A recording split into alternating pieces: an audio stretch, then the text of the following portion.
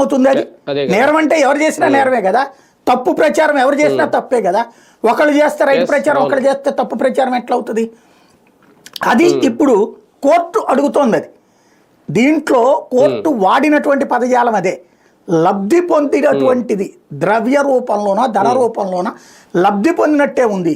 దీనివల్ల ఒక బెనిఫిట్ ఉంది. ఏంటది? ఆ అనుభూతి. అంటే వీళ్ళందరూ కలిసి సంతోషపడతారు తెలుగుదేశాన్ని తిట్టినందుకు, అది అనుభూతి ప్రయోజనం.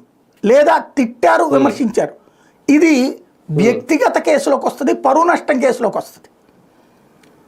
వ్యక్తిగత కేసు వస్తుంది, పరువు నష్టం కేసు వస్తుంది.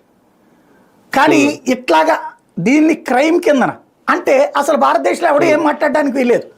ఎందుకంటే ఇప్పుడు చంద్రబాబు గురించి జగన్మోహన్ రెడ్డికి రోజు కోపమే ఉంటుంది, జగన్మోహన్ రెడ్డి గురించి పవన్ కళ్యాణ్కి నిరంతరం మంటే ఉంటుంది. వాళ్ళు ఏమైనా పాజిటివ్గా మాట్లాడుతున్నారా? లేదు కదా, ఒకళ్ళనొకళ్ళు విమర్శించుకుంటారు కదా. ఈ విమర్శ యాక్సెప్టబుల్ కాదు అనడానికి ఇంకా ప్రజాస్వామ్యం ఎందుకు? అప్పుడు మనమేమి నార్త్ కొరియాలో లేము కదా.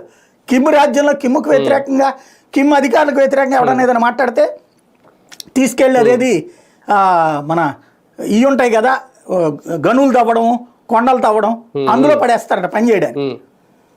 మనం ఇప్పుడు దాన్ని ఏమన్నా ఇక్కడ ఆదర్శంగా తీసుకుంటున్నామా? ప్రతి దాంట్లో అట్లా ఒక కేసుల్లో ఇరికించడం అన్నటువంటిది. పైగా ఒక పాయింట్ మీద